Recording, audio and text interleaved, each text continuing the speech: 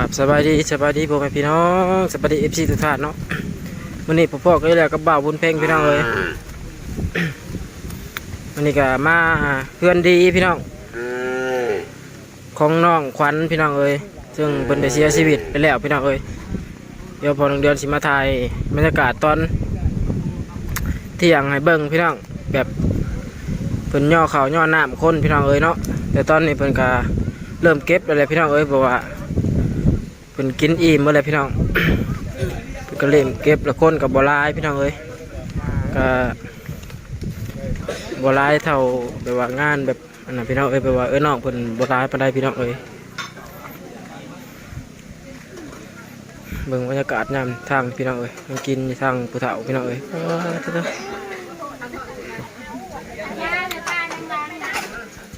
ที่ทางในพี่น้องเอ้ยไม่เท่าน้องไข่ดาวพี่น้องเอ้ยแม่น้องไข่ดาว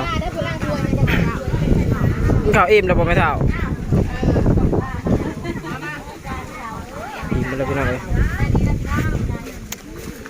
แม่ตากลับมา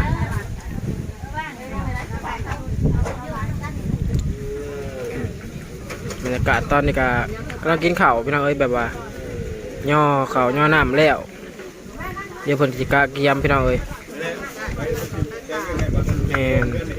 มากระเชียมือขึ้นนี่พี่น้องเอ้ยเพราะว่าเอาลงเลยเนาะพี่น้องเพราะว่าเพิ่นกับทางเพื่อนเพิ่นกับหญ้าก่อนจ้าพี่น้องเอ้ย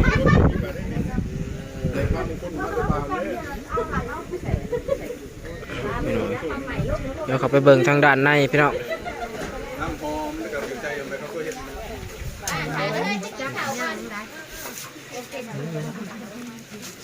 เนี่ยเขามาเบิ่งทางด้านในพี่น้อง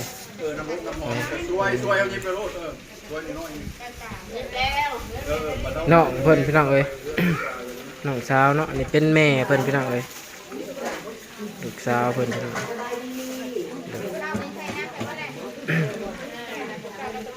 แบบเป็นเด็กหลานเลยพี่น้องเอ้ยอ่ะก็ประมาณนี้เนาะพี่น้องเบิ่งทางด้านนี้พี่น้องเอ้ย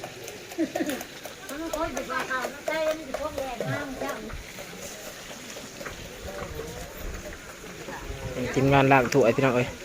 เพิ่นใส่กอกพี่น้องเอ้ยเพิ่นบ่มีไฟฟ้าพี่น้องเอ้ยเพิ่นมี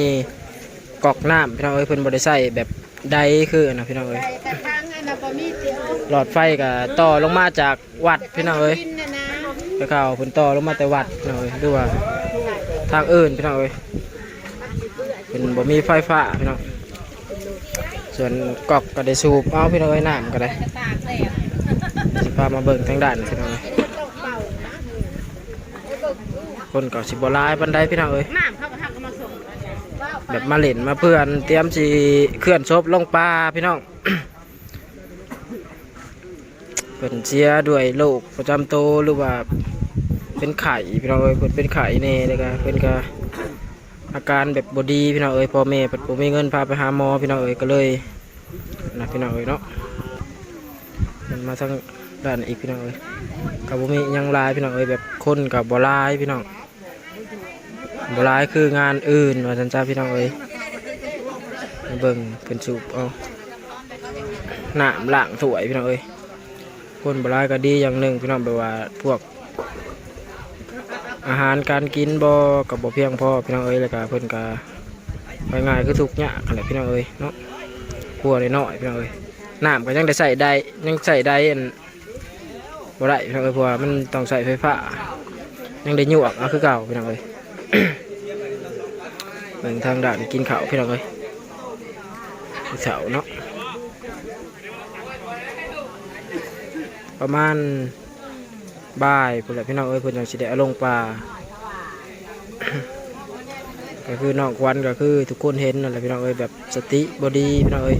ย้อนเข้าไปหาเบิ่งคลิปเก่าได้นะพี่น้องเพราะว่าตะกี้เพิ่นก็เคยไปซอยเรือเพิ่นอยู่พี่น้องเอ้ยเคยมาซอยเรือเพิ่นอยู่พี่น้องเอ้ยเพื่อนหลังนี่ก็เป็น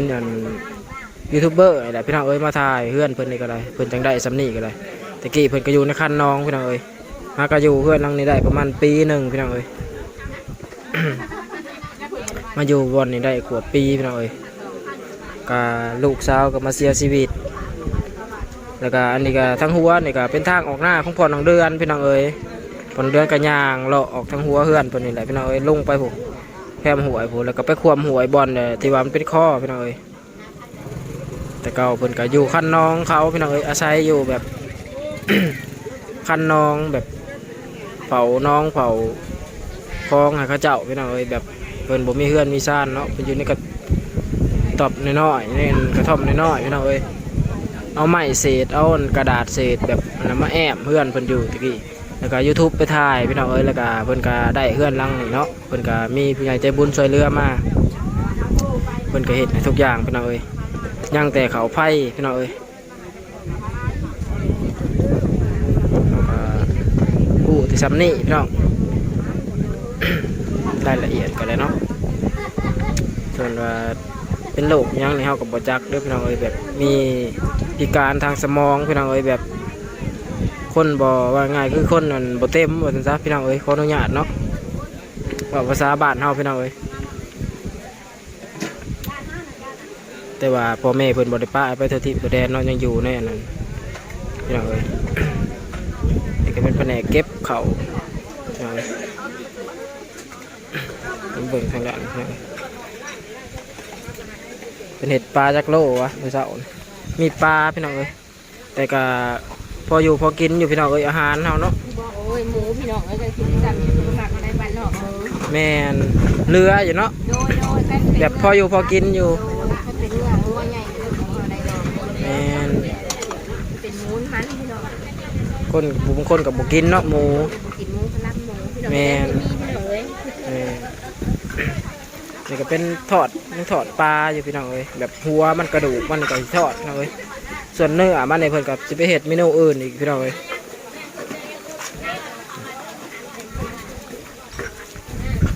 งานการกินว่าง่ายคืองานแบบนี้มันอยู่กับพี่น้องเอ้ยแบบเท่าที่มีว่าซะเท่ากำลังที่มีพี่น้องเอ้ยบ่ว่ากันพี่น้องเอ้ยคนเฮามันอันน่ะคนเฮามันนั่นบ่เท่าเทียมกันนะพี่น้องแบบต้นทุนชีวิตก่อนซะเนาะเราเทียมกันแม่นนี่ก็ได้ข่าวว่ามี FC เพิ่นเนาะซอยมาปลาได้กันเนาะสินหมูแล้วก็พี่น้องเอ้ยแบบมีใหญ่หลายช่องว่าซะพี่น้องเอ้ยมาถ่ายเนาะเพิ่นก็ผู้บางคนก็ได้มาซอยแล้วก็เรื่องลุงที่มาจากไม่เชียวพอเชียวทั้งเช้าซุยเบาใจกับมาซอยพี่น้องเอ้ยปัจจัยเนาะไม่เศร้านี่ก็ได้ ก็3,500 บาทพี่น้องเอ้ยก็ได้เนื้อก็ไปร้ายเติบพี่น้องเอ้ยเป็นยังไงแล้วก็ประมาณนี้เลยเนาะพี่น้องรายละเอียดก็ได้ถือว่าประมาณนี้เนาะนี่ปกติเป็นเอางัวเลยเนาะงัวน้อยเนาะงัวมือจะลงปากเลย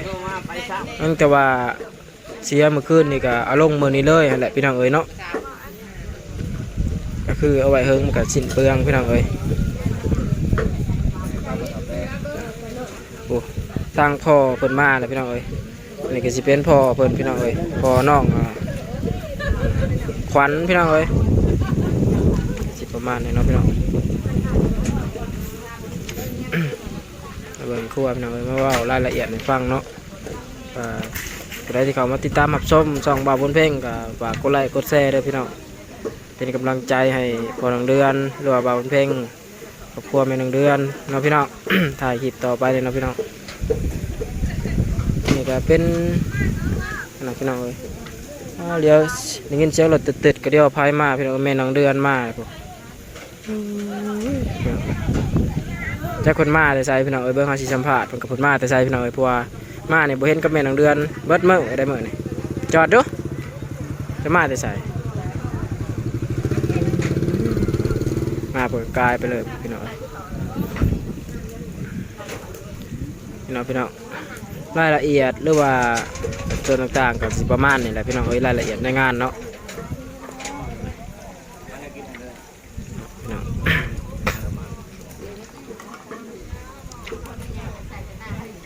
อย่างมาเลยพี่น้องจะมาแต่ใส่หน้าเจ๊ชายเพลงกระเป๋า2 คนเป็นจ้างคนเดียวโอ้ เพิ่นจ้างคนเดียวเขาบ่ 3ทางไปมาเรือ มื้อนี้แม่นางเดือนแล่นไปแล่นมาเนาะพี่น้อง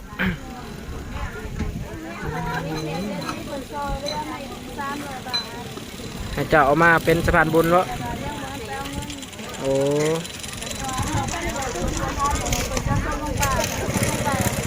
ชนลงป่ามาจับมาคนบ่ค่อยรักเอาหมายเพิ่นเนาะแต่ว่าน้ำเพิ่นเนาะ แม่นอันนั้นนะก็ได้ มาทางแม่นางเดือนเลยบ่หรือว่ามาทางใดโอ้นี่ผู้ใหญ่ใจบุญช่วยเรือมาเขามาอีกแล้ว300 บาทพี่น้องเอ้ยเนาะก็สาธุบุญพี่น้องเอ้ยเพิ่นเห็นคลิปเห็นหยังเฮาเนาะพี่น้องเพิ่นก็เขามาช่วยเรือเขามาเบิ่งพี่น้องเอ้ยเฮาก็สาธุบุญนำเพิ่นพี่น้องเอ้ยให้เฮาเป็นสะพานบุญก็ดีใจเนาะพี่น้องเนาะฮะโอ้ยแม่น้องเดือนกับแล่นที่แรกกับมานี่ก่อนแล้วก็ไปอันบ้านเสี่ยวเพิ่นพี่น้องเอ้ย ไปบ้านเสี่ยวตั้งแต่ตี 4ให้กับเขาอีหยังแล้วแล้วก็กลับมามันนี่ลูกเกิดมาเลยพี่น้องกลับไปอีกก็มีกลับมาอีกก็แล้วเมื่ออำนาจแล้วมันขายขีดออกไปให้เจ๊ทรายให้กับเขาแล้วเจ๊ทรายแล้วกลับมา ตอนนี้รถเคลื่อนศพเพิ่นก็มาแล้วพี่น้องเอ้ยเนาะมาเตรียมรอถ่าแล้วพี่น้องเอ้ยแบบว่ามันก็สิฮอดเวลาแล้วได้นี่พี่น้องเอ้ยแบบว่าตอนนี้มันก็บ่ายโมงแล้วพี่น้องเอ้ย12 โมงบ่ายโมงเลยตอนแรกเขาก็จะถ่ายอัปเดตให้เบิ่งตอนต่อไปเด้อพี่น้องเอ้ยเนาะจนคลิปที่เอาลงป่าหรือว่ามีเหตุการณ์อะไรกันเนาะพี่น้องจะได้ก็ฝากติดตามรับชมพี่น้องเอ้ยติดตามคลิปต่อไปพี่น้องเอ้ยจะได้กับพ่อกันคลิปหนาพี่น้องกับสบายดีพี่น้องเอ้ยทางก็แคบเลยพี่น้องเอ้ยโอ้ยทางก็แคบแห้งพี่น้องเอ้ยคนทางนี่เมื่อเช้านี่พ่อเพิ่นกับไปแปลงทางพี่น้องเอ้ยเรียบร้อยพี่น้องเอ้ย